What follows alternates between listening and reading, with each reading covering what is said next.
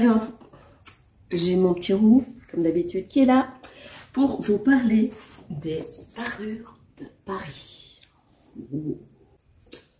Alors, les parures de Paris, qu'est-ce que c'est? C'est un roman historique, avec une petite touche de romance quand même, il faut admettre, soyons honnêtes, totalement honnêtes. Paru aux éditions Jeanne et Juliette l'automne passé. Alors, je suis lectrice Jeanne et Juliette, mais j'avais pris un peu de retard, un tout petit peu, vraiment un tout petit peu, honte à moi, pour faire la lecture pour me plonger dans ce livre. Et honnêtement, je regrette presque d'avoir attendu parce que j'ai passé un très bon moment. Bon. Dans un premier temps, l'histoire est assez lente, je vous explique. On est à Paris, au milieu du 19e siècle, 1844 pour être plus précis, et on découvre très vite la vie de Basilique. Basilique, c'est la fille d'un geôlier. Donc un geôlier, une personne qui fabrique des bijoux, un geôlier parisien. Et donc elle fait partie de la bourgeoisie, puisque évidemment, on fabrique des bijoux, on n'est pas spécialement... Enfin, en tout cas, quand on est le propriétaire de l'atelier, on n'est pas ouvrier, on est plutôt bourgeois, c'est-à-dire qu'on a accumulé suffisamment d'argent pour vivre plus que confortablement dans une belle maison et avec du personnel. Basilique rêve, comme son père, de pouvoir fabriquer des bijoux. Elle dessine ses propres bijoux et en cachette de ses parents, elle va s'initier auprès du personnel de son paternel. Bien entendu, ses parents ne sont absolument pas d'accord avec cette manière de voir les choses, puisque à l'époque, une femme, surtout dans la bourgeoisie, n'est pas autorisée à être propriétaire d'une entreprise, c'est interdit par la loi. Mais ça va donner au père de Basilique l'opportunité de lui chercher un époux. Bien entendu, Basilique n'a absolument pas envie d'épouser l'homme que son père lui a choisi, et elle le fait savoir. À partir de ce moment-là, l'histoire s'emballe un petit peu. C'est assez classique. Il n'y a pas spécialement de surprise, en tout cas pour le moment. On retrouve un petit peu les codes du roman historique avec une teinte de romance.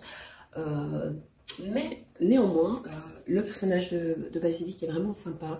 Les rencontres qu'elle peut faire dans sa vie privée sont sympas. Elle prend un chemin qui est à l'opposé de ce qu'on attend d'elle.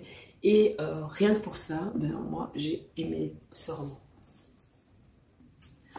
J'ai aussi aimé l'écriture de Émilie Riget. Ce n'est pas son premier roman, mais voilà.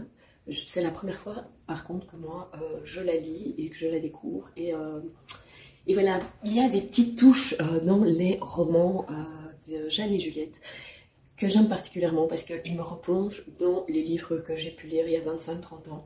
Les livres de quand j'étais ado, enfin grande ado, jeune, voilà, mon young adulte à moi, on va dire ça comme ça. À l'époque, ça n'existait pas, le young adulte. Donc.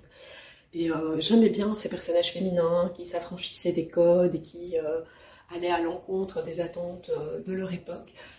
Ici, j'ai absolument pas été déçue. C'est bien documenté aussi, c'est plausible, ça tient la route.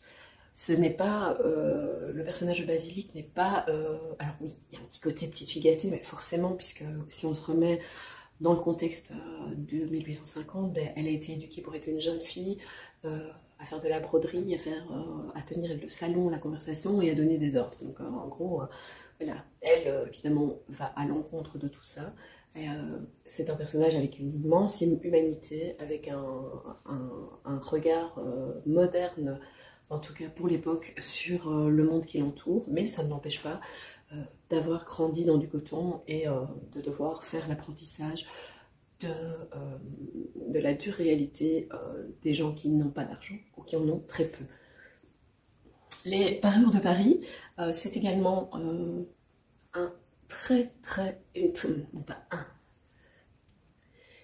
Les parures de Paris, c'est également une très belle histoire d'amour. Ça, c'est incontestable. Alors évidemment, en disant ça, je spoil un peu, mais il faut bien se douter que quand on vous dit que la jeune femme est prête à tout pour conquérir sa place, à tout sauf à rencontrer Clovis, un illustrateur dissident, mettant la ruse au service de leur talent, les deux artistes ont inventé le parfait subterfuge pour imposer la liberté de créer. On se doute bien que ça va se terminer un petit peu en... Voilà. mais ça fait du bien. Moi en tout cas j'aime bien. Bon, si vous n'aimez pas du tout l'édulcoré, alors c'est pas édulcoré, même pas. Voilà, c'est une histoire d'amour tout simplement. Mais si vous n'aimez pas et que pour vous les histoires d'amour c'est ou mais voilà, ne lisez pas Les Parures de Paris. Sinon pour tout le reste, bah, vous pouvez y aller, vous pouvez lire. Moi franchement j'ai adoré et j'ai hâte de découvrir la suite parce que si j'ai bien compris, il y aura une suite. Donc voilà. Et regardez bien cette couverture. Elle est belle. Basilic. Elle dessine, elle crée, elle observe les fleurs. La couverture est en lien avec le récit, quoi qu'on en pense.